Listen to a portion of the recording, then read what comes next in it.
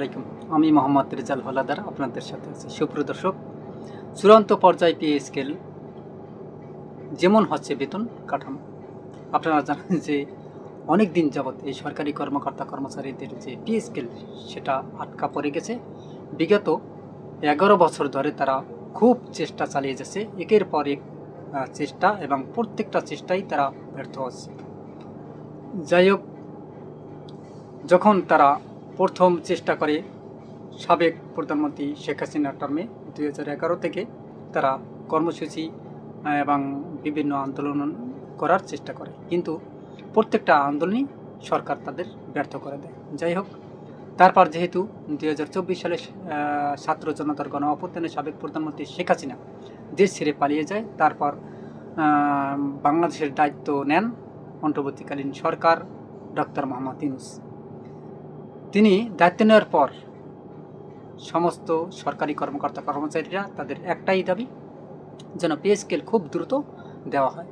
কিন্তু ডক্টর ইউনূসও বুদ্ধি তাদের কিন্তু কম না।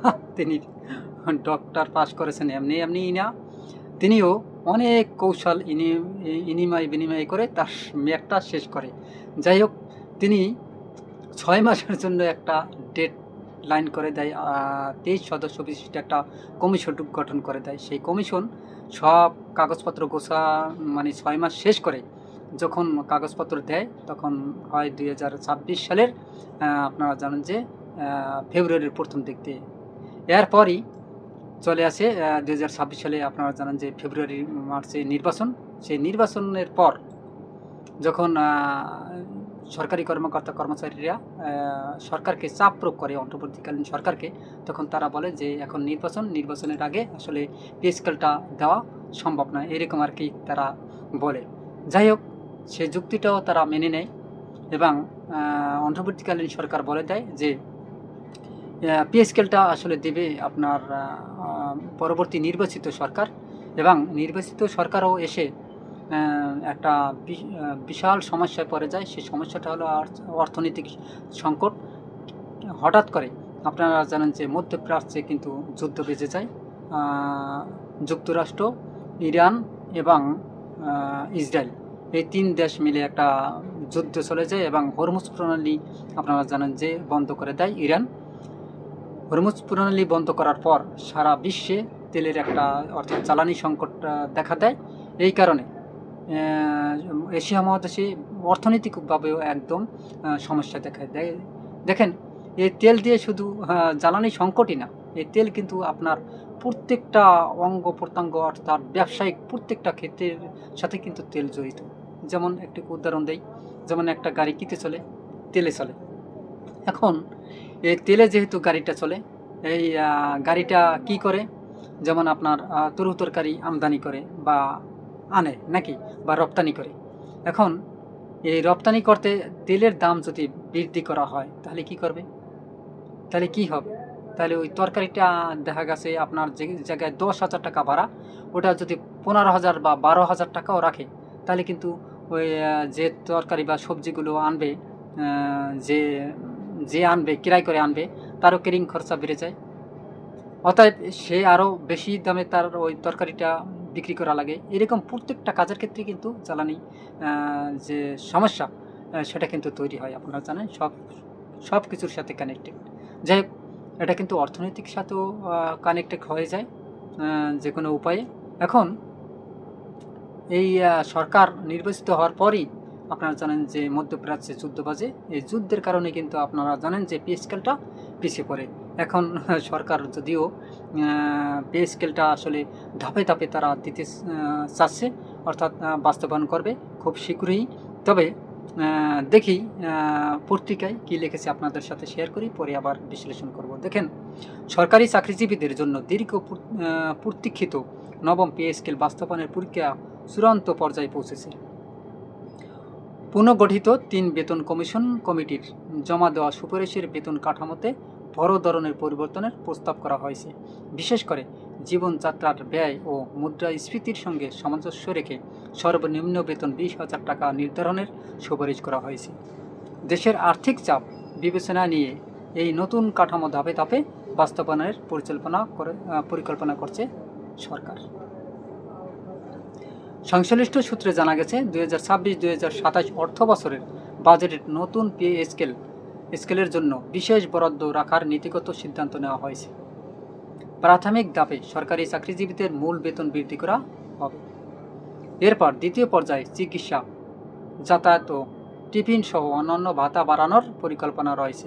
সরকারের উচ্চ পর্যায়ের অনুমোদন পেলে এই প্রক্রিয়া পর্যায়ক্রমে কার্যকর করা হবে। এবারের সুপারিশের বেতন বৈষম্য কমানোর ওপর বিশেষ গুরুত্ব দেওয়া হয়েছে। সর্বোচ্চ ও সর্বনিম্ন বেতন অনুপাত নির্ধারণ করা হয়েছে 1:8, যা বাংলাদেশের ইতিহাসে সর্বনিম্ন।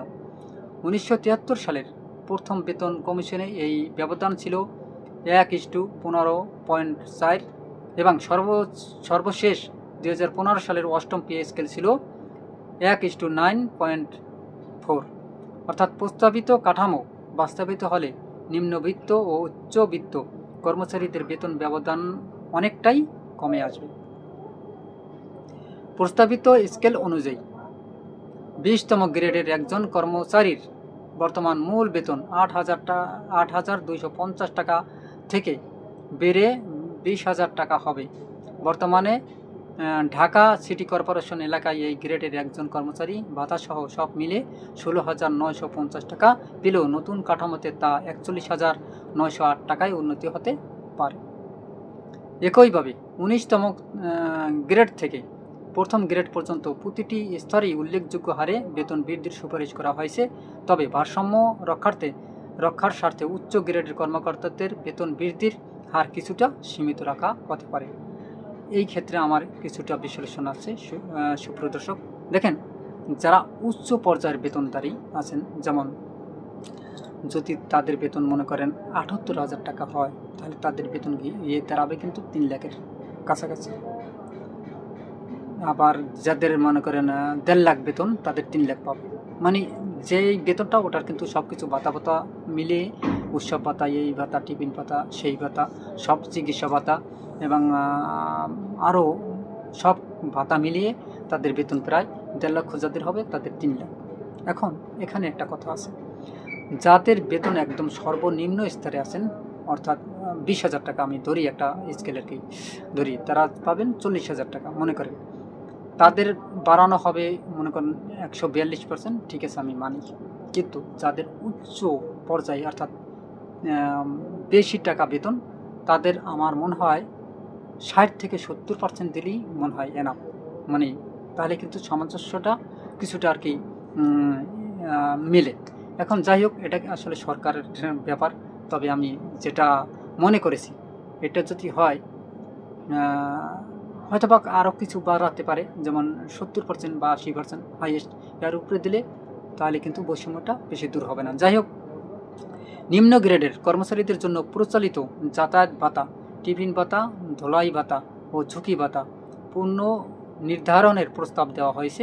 তবে পঞ্চম গ্রেড বা তার উপরে কর্মকর্তাদের গাড়ি সেবা নগদায়ন ভাতাকে এই বিশেষ বৃদ্ধির হারের বাইরে রাখা হয়েছে। এছাড়া বর্তমানে চালু থাকা 10 ও 15% বিশেষ ভাতাকে মূল বেতন কাঠামোর সঙ্গে সমন্বয় করার সুপারিশ করেছে কমিশন।